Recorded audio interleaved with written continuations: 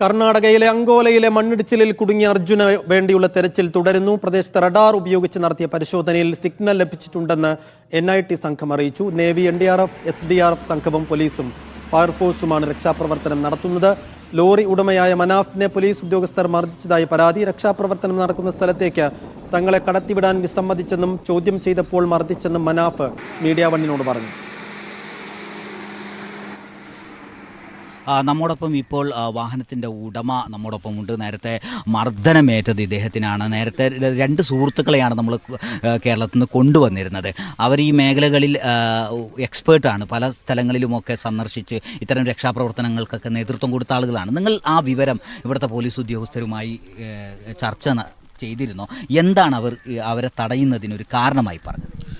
ഇത് തടയുന്നതിന് കാരണം എന്ന് പറഞ്ഞു കഴിഞ്ഞാൽ അതെനിക്കറിയില്ല. തടയുന്നതിന് എന്താ കാരണം, ഞാൻ രാവിലെ മുതലേ പറയുന്നുണ്ട് ഇങ്ങനെ ഒരു എക്സ്പേർട്സ് വരുന്നുണ്ട്, നിങ്ങൾ അലോ ചെയ്യണം എന്നുള്ളത്. കളക്ടർ ഇവിടുത്തത് ഓക്കെ പറഞ്ഞതാണ്. അതിനു വേണ്ടിയിട്ട് നമ്മൾ ഇന്ന് രാവിലെ മുതൽ പല ആൾക്കാരെടുത്തും സംസാരിച്ചതിന് ശേഷമാണ് അങ്കോലയിൽ ട്രെയിൻ സ്റ്റോപ്പായി കിട്ടിയത്. ട്രെയിനിന് അങ്കോലയിൽ സ്റ്റോപ്പില്ല. ഓൾറെഡി ട്രെയിനിന് മഴ കാരണം ഡിലേ ആണ് ഉള്ളത്. അപ്പം നമുക്ക് ഈ ഡിലേകളൊക്കെ നമുക്ക് ബാധിക്കുന്ന വിഷയമാണ്.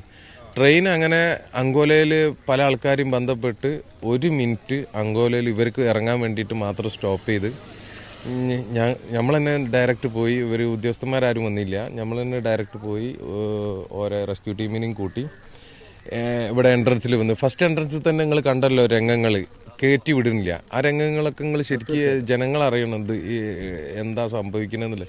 അത് കഴിഞ്ഞ് ഇവിടുന്ന് അങ്ങോട്ട് 4 എൻട്രൻസ് വെറുതെ ബ്ലോക്ക് ആക്കിയിട്ടിട്ട് വിടുന്നില്ല. ഇത് മാധ്യമപ്രവർത്തകരായിക്കോട്ടെ, വണ്ടി ആയിക്കോട്ടെ, അതിനൊന്നും ഒരു ബുദ്ധിമുട്ടും മേലെ ഇല്ല. അവിടെ സുഖമായിട്ട് ഇഷ്ടമാതിരി കാറ് പാർക്ക് ചെയ്യാനും ആളുകൾക്ക് നിൽക്കാനും ഒക്കെ സൗകര്യമുണ്ട്. ഇവരിതിനത് പുറത്തേക്ക് പോകരുത്. ഇതിൻ്റെ വ്യാപ്തി സത്യത്തിൽ ഭയങ്കര വലുതാണ്. ഈ മണ്ണ് മൊത്തം പോയിട്ട് ഈ മിണ്ടാപ്രാണി കുറേ പാവപ്പെട്ട ഈ നാട്ടിലുള്ള കുറേ ആളുകളുണ്ട്. ഇവർ ഈ കളക്ടർ കരുതി കൂട്ടിയിട്ട് എണ്ണം കുറച്ച് പറയാണ്. എണ്ണം കൂടുതലാണ്, മരണസംഖ്യയൊക്കെ കൂടുതലാണ്. അത്യാവശ്യം നമ്മൾ ഈ കേരളത്തിലെ മീഡിയാസ് സജീവമായതുകൊണ്ട് നമ്മളെ കാര്യത്തിൽ കുറച്ചെങ്കിലും പണി നടക്കുന്നുണ്ട്. അവരുടെ കാര്യത്തിലൊന്നും ഒരു പണിയും നടക്കണില്ല. അവിടെ ഉണ്ടായതിന് ആ ചായപ്പീടി ഉണ്ടല്ലോ, റെസ്റ്റോറൻറ്റ്, ആ റെസ്റ്റോറൻറ്റിന് മേലേക്കാണ് ബഹുഭൂരിപക്ഷം മണ്ണും കിടക്കുന്നത്. അതിൻ്റെ ഉള്ളിൽ ആണ് മനുഷ്യന്മാരുള്ളതെന്ന് ഈ സ്റ്റാർട്ടിങ് മുതലേ എല്ലാ ചാനലിലും പറയണതാണ്.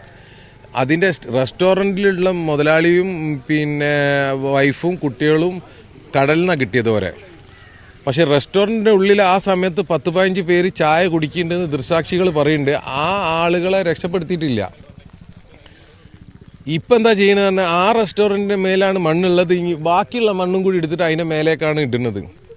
ആ ഐറ്റിങ്ങൾക്ക് ശബ്ദിക്കാൻ ആരുമില്ല.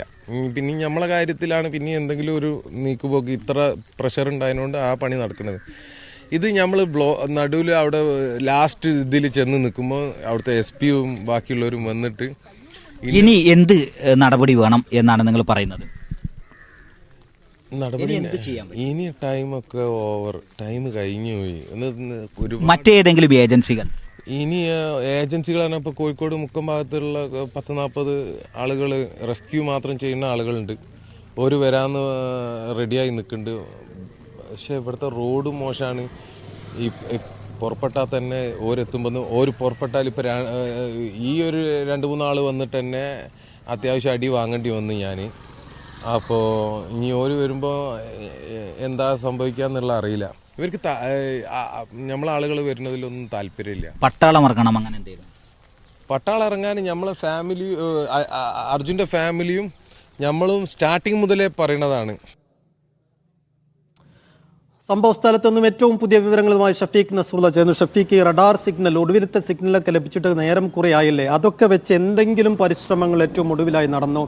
എന്തെങ്കിലും പ്രതീക്ഷാവഹമായ വാർത്തകൾ അവിടുന്ന് ലഭിക്കുന്നുണ്ടോ?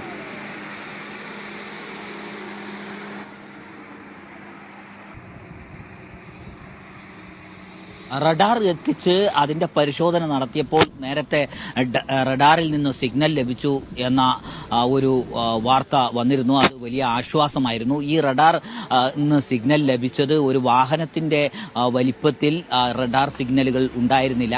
അങ്ങനെ ഒരു വാഹനത്തിന്റെ വലിപ്പത്തിൽ ഉണ്ടെങ്കിൽ മാത്രമേ അത് നമുക്ക് ഈ ലോറിയാണ് എന്ന് സ്ഥിരീകരിക്കാൻ കഴിയൂ എന്ന് അതിന്റെ വിദഗ്ധർ പറഞ്ഞിരുന്നു.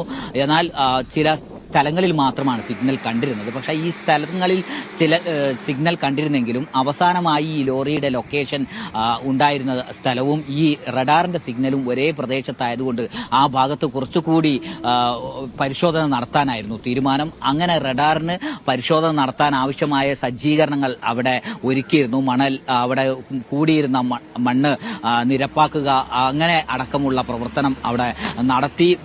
രണ്ടാം വട്ടവും ഈ റഡാറിന്റെ പ്രവർത്തനം പരിശോധന നടത്തി. ഇപ്പോൾ റഡാർ പരിശോധന നടത്തുന്നുണ്ട്. പക്ഷേ സിഗ്നലുകളൊന്നും ലഭിച്ചിട്ടില്ല എന്നാണ് നമുക്കിപ്പോൾ ലഭ്യമാവുന്ന വിവരം. റഡാറിൽ നിന്ന് സിഗ്നൽ ലഭിക്കുന്നത് ഈ വാഹനങ്ങൾ ഇരുമ്പ് പോലുള്ള സാധനങ്ങൾ ഉണ്ടെങ്കിൽ മാത്രമല്ല, അതിനകത്ത് വെള്ളമുണ്ടെങ്കിലും അല്ലെങ്കിൽ ഒഴിഞ്ഞ വാക്വം സ്പേസ് ഉണ്ടെങ്കിലും അതുപോലെ തന്നെ കരിങ്കല്ലോ മറ്റോ ഈ മണ്ണിനകത്തുണ്ടെങ്കിലും ഈ റഡാർ സിഗ്നൽ തരും എന്നതുകൊണ്ട് തന്നെ ചില കേന്ദ്രങ്ങളിൽ നിന്ന് മാത്രം കിട്ടുന്ന സിഗ്നലുകൾ അതൊരു വാഹനമാണ് എന്ന് നമുക്ക് സ്ഥിരീകരിക്കാൻ കഴിയില്ല എന്നാണ് വിദഗ്ധർ പറയുന്നത്.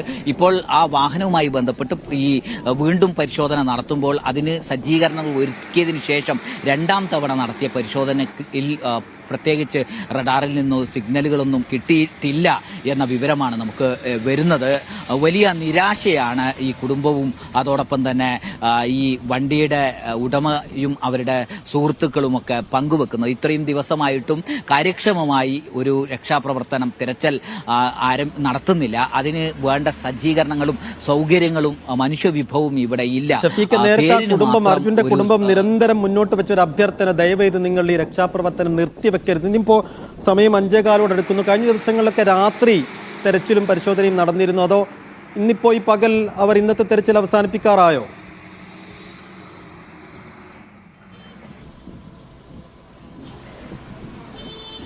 ഇന്നലെയും രാത്രി 8 മണിയോടുകൂടി തിരച്ചിൽ അവസാനിപ്പിച്ചിരുന്നു. ഒരുപക്ഷെ 8 മണിവരെ ഈ മണ്ണ് മാറ്റുന്ന പ്രവൃത്തി തുടരുകയും അതിനുശേഷം രക്ഷാപ്രവർത്തനം അവസാനിപ്പിക്കുകയും ചെയ്യാനുള്ള സാധ്യതയാണ് ഇന്നും കാണുന്നത്. ഈ രാത്രിയോടുകൂടി മണ്ണിടിയാനുള്ള സാധ്യതയുണ്ട്. അത് അപകടമാണ് എന്ന വിശദീകരണമാണ് ഈ രക്ഷാപ്രവർത്തനം നിർത്തുന്നതിന് അവർ നൽകുന്നത്. രാത്രി രക്ഷാപ്രവർത്തനം നടത്തുന്നതിനാവശ്യമായ ലൈറ്റും വെളിച്ചവും അതിന്റെ സജ്ജീകരണങ്ങളുമൊക്കെ അവിടെ ഒരുക്കിയിട്ടുണ്ടെങ്കിലും 8 മണിക്ക് ശേഷം രക്ഷാപ്രവർത്തനം നടത്താൻ തയ്യാറായിട്ടില്ല. മറ്റു മേഖലകളിൽ നിന്ന് മണ്ണിടിഞ്ഞ ഭാഗത്തും നീരൊഴുക്കുണ്ട്. അവിടെ മണ്ണ് വീണ്ടും ഇടിയാനുള്ള ഒരു സാധ്യതയുണ്ട്. അത് അപകടമുണ്ടാക്കും. ഈ രാത്രികാലമായതുകൊണ്ട് മണ്ണ് ഇടിയുമ്പോൾ എവിടെ നിന്നാണ് ഈ ഇടിയൽ ഉണ്ടാവുന്നത് എന്ന് മനസ്സിലാക്കാൻ കഴിയാത്തതുകൊണ്ട് അപകടം ആണ് ഉണ്ടാവുക. അതുകൊണ്ട് രാത്രികാലങ്ങളിൽ തെരച്ചിലിന് സാധ്യതയില്ല എന്നാണ് അവർ വിശദീകരിക്കുന്നത്. 8 മണിയോടുകൂടി ഇന്നും ഒരുപക്ഷെ തിരച്ചിൽ അവസാനിപ്പിക്കാനുള്ള സാധ്യതയാണ് നമ്മൾ കണക്ക് കൂട്ടുന്നത്. ഈ വാഹനം പാർക്ക് ചെയ്തു എന്ന് പറയുന്ന സ്ഥലത്ത് തന്നെ ഇപ്പോൾ മണ്ണുണ്ട്. ആ മണ്ണ് പൂർണ്ണമായും മാറ്റുക എന്നത് വലിയ സാഹസമാണ്. രണ്ട് വാഹനങ്ങളുടെ ഉയരത്തിലുള്ള മണ്ണ് അവിടെ വന്ന് ഇടിഞ്ഞിട്ടുണ്ട്. ആ വാഹനം ഈ ഇടിഞ്ഞ കുന്നിനോട് ചേർന്നാണ് വാഹനം പാർക്ക് ചെയ്തതെങ്കിൽ അത് മുഴുവനും ആ മണ്ണ് മാറ്റുമ്പോൾ, താഴ്ഭാഗത്ത് നിന്ന് മണ്ണ് മാറ്റുമ്പോൾ വീണ്ടും മുകൾ ഭാഗത്ത് നിന്ന് മണ്ണിറങ്ങി വരാനുള്ള സാധ്യതയുണ്ട്. ഇത് ശ്രമകരമായ ഈ പ്രവർത്തനത്തിന് കൂടുതൽ സമയം വേണ്ടിവരും എന്ന് തന്നെയാണ് നമ്മൾ മനസ്സിലാക്കുന്നത്. ഈ ചായക്കട നിന്നു എന്ന് പറയുന്ന സ്ഥലം ഈ നദിയുടെ തൊട്ടടുത്താണ്. ആ നദിയിലേക്ക് ഈ മണ്ണ് മുഴുവനും ഒലിച്ചിറങ്ങിയപ്പോൾ ചായക്കടയും അതിലുണ്ടായിരുന്ന ആളുകളും അതിലെ ജീവനക്കാരുമൊക്കെ പുഴയിലേക്ക് ഒഴുകി പോവുകയായിരുന്നു. അങ്ങനെയാണ് ഒരു കുടുംബത്തിലെ 5 പേരെയും തൊട്ടടുത്ത ദിവസം തന്നെ കണ്ടെത്താൻ സാധിച്ചിരുന്നു. അത് ചായക്കടയിൽ ഉണ്ടായിരുന്ന ചായക്കടയുടെ ഉടമയും ഭാര്യയും മക്കളും അടങ്ങുന്ന ഒരേ കുടുംബത്തിലുള്ള ആളുകളെയാണ്. ആ ചായക്കടയുടെ പരിസരങ്ങളിൽ മറ്റുള്ളവരും ഉണ്ടായിരുന്നു എന്നൊരു സൂചനയുണ്ട്. 3 പേരെ ആണ് കുറിച്ചുള്ള ഒരു തിരച്ചിലാണ് ഇപ്പോൾ നടക്കുന്നത്. 2 കർണാടക സ്വദേശികളും ഒരു കർണാടക സ്വദേശിയും ഒരു തമിഴ്നാട് സ്വദേശി. ഈ തമിഴ്നാട് സ്വദേശി ചായക്കടയിലെ ജീവനക്കാരനാണ് എന്നാണ് എന്നാണ് നമ്മൾ മനസ്സിലാക്കുന്നത്. അതോടൊപ്പം അർജുനു വേണ്ടിയുമുള്ള തിരച്ചിലാണ് ഇപ്പോൾ പുരോഗമിക്കുന്നത്. ഈ തിരച്ചിലിന് ആവശ്യമായ വേഗതയില്ല എന്നൊരു ആക്ഷേപം തുടക്കം മുതൽ ഉണ്ടായിരുന്നു. ഇന്നലെ വൈകുന്നേരം മുതലാണ് ഈ കുറച്ചുകൂടി വേഗത വന്നതെങ്കിൽ പോലും ആവശ്യത്തിന് ആളുകളെ ഇവിടെ എത്തിക്കുകയും ഉപകരണങ്ങൾ ഇവിടെ എത്തിക്കുകയും ശാസ്ത്രീയമായ സ്വഭാവത്തിൽ ഒരു രക്ഷാപ്രവർത്തനം നടത്തുന്ന ഒരു സാഹചര്യം ഇവിടെ ഇല്ല. അങ്ങനെ ഒരു കാര്യം കേന്ദ്രമന്ത്രി എച്ച്.ഡി. കുമാരസ്വാമിയൊക്കെ അവിടെ വന്നു പോയല്ലോ ഷഫീഖ്. അതിനുശേഷം എന്തെങ്കിലും മാറ്റം ഉണ്ടായോ? ആ ഒരു സന്ദർശനം കൊണ്ട് എന്തെങ്കിലും റിസൾട്ടോ മാറ്റോ ആ രക്ഷാപ്രവർത്തനത്തിൽ കാണുന്നുണ്ടോ?